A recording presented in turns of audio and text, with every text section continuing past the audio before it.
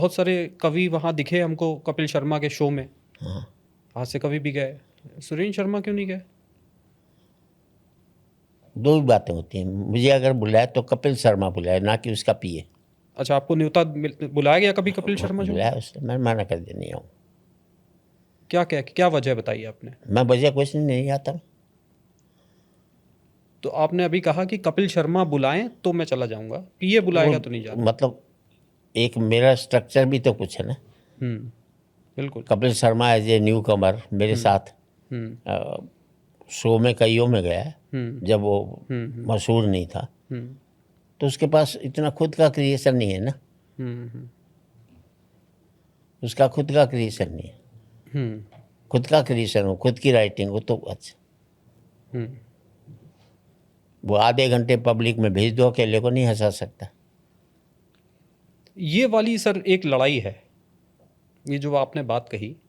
सुनील पाल को जानते हैं आप? हाँ, ये समय रैना और सुनील पाल के बीच में एक लड़ाई हुई, और सुनील पाल ने एक चैलेंज किया समय रैना जैसे कॉमेडियंस को कि आप लोग किसी मेले में आ जाएं और वहाँ जा कर के क्राउड को हंसा करके दिखाएं, तो इनके बस का नहीं है।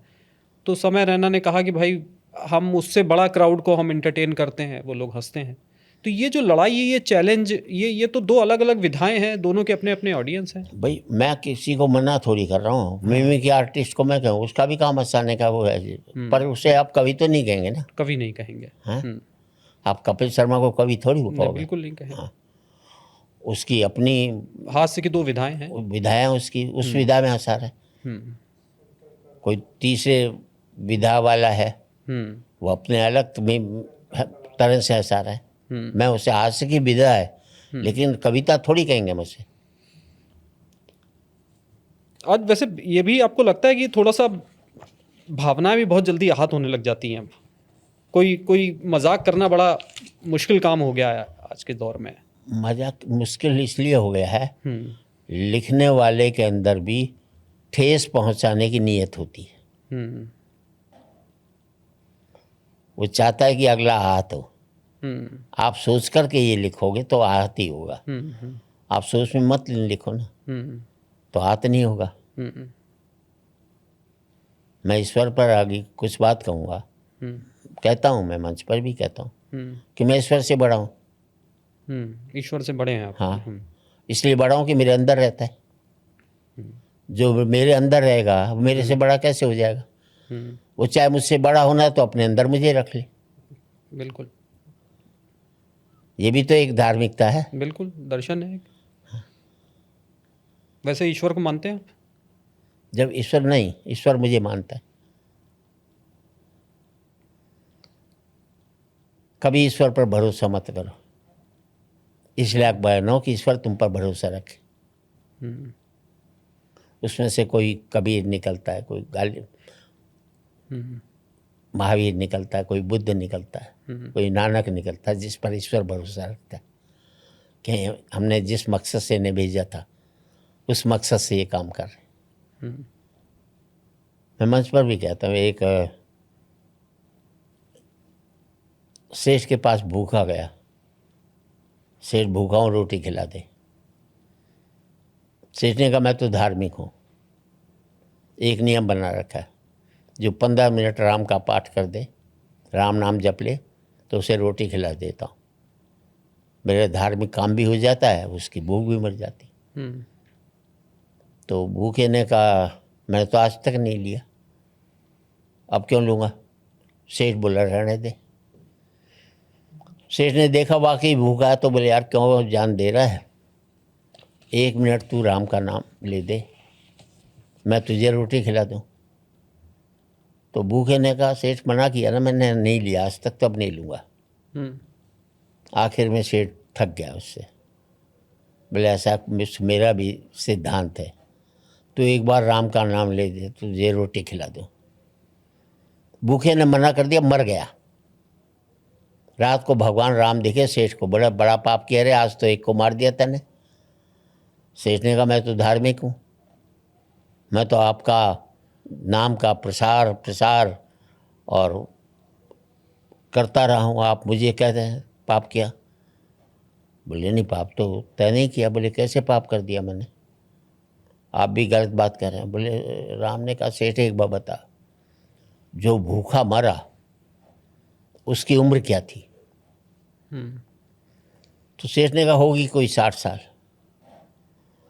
तो भगवान राम ने कहा सेठ जानता तो मैं भी था कि वो मेरा नाम नहीं लेता। मैं 60 साल तक उसे खाना खिलाता रहा, तू एक बार भी खाना नहीं खिला सका।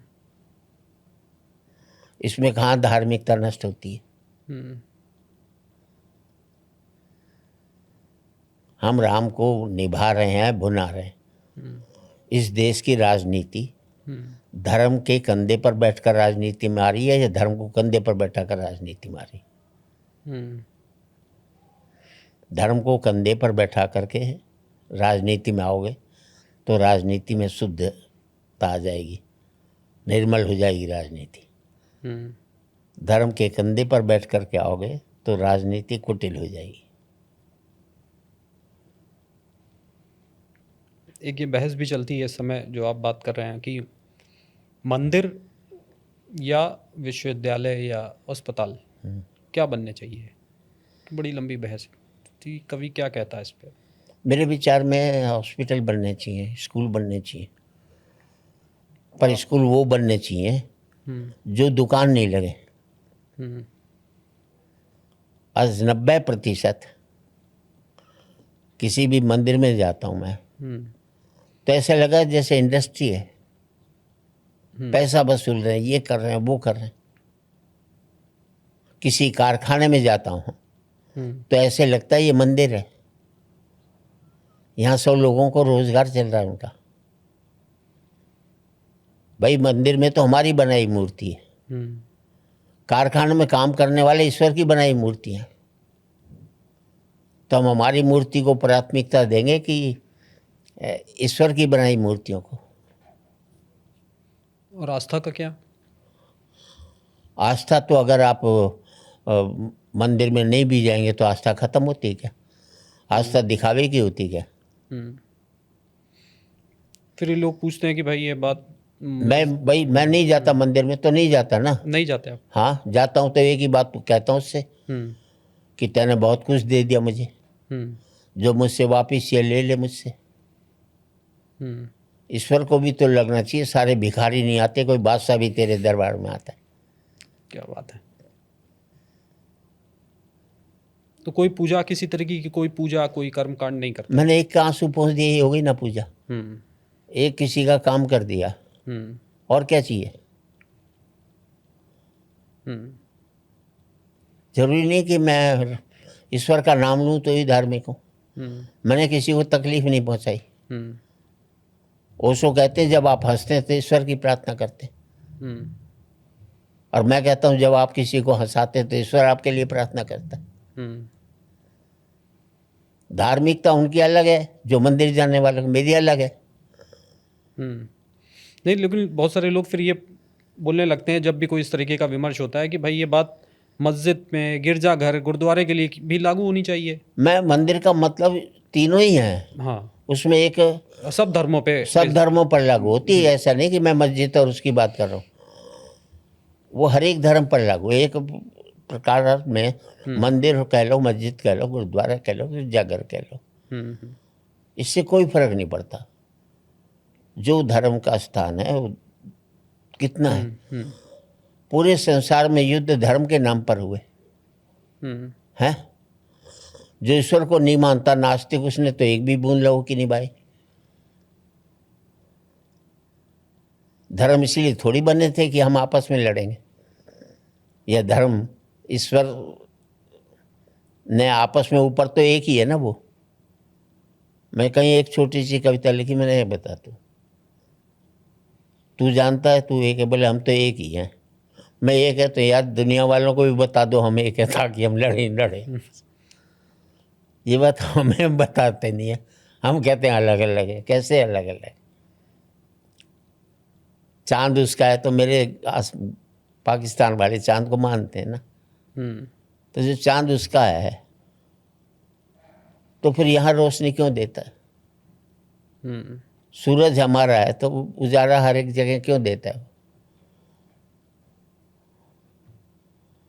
जितने भी आज की तारीख में मैं मंच पर एक ही बात कहता हूँ, लोग कहते हैं संदेश, मैं एक ही संदेश देता हूँ कि जितने भी संदेश देने वाले हैं, इनसे बच कर रहें। इनसे बच के रहें। हाँ, अपने निर्णय की क्षमता पैदा करें। हम्म। ये आपको गुमराह करने वाले लोग हैं। जितना संदेश देने वालों ने मुल्क को या संसार को गुमराह किया है, उतना किसी ने भी नहीं किया। नहीं तो उसमें हमारी निर्णय लेने की क्षमता खत्म कर दी।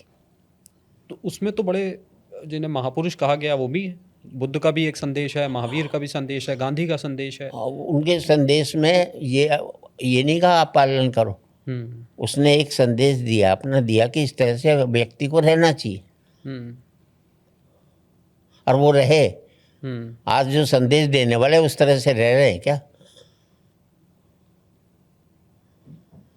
जब आप पालन नहीं करें तो हम कैसे पालन करेंगे? लेकिन इस समय बहस तो ये चलती है, हिंदू राष्ट्र या सेकुलर राष्ट्र। ये बहस ही बेमानी है। मुझे भी कहा कि हिंदू, मैंने भारतीय राष्ट्र क्यों नहीं हो सकता है? उसका आकाश बड़ा होगा।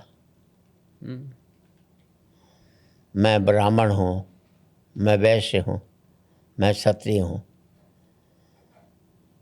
मैं हरिजन हूँ, ये विचारधारा है।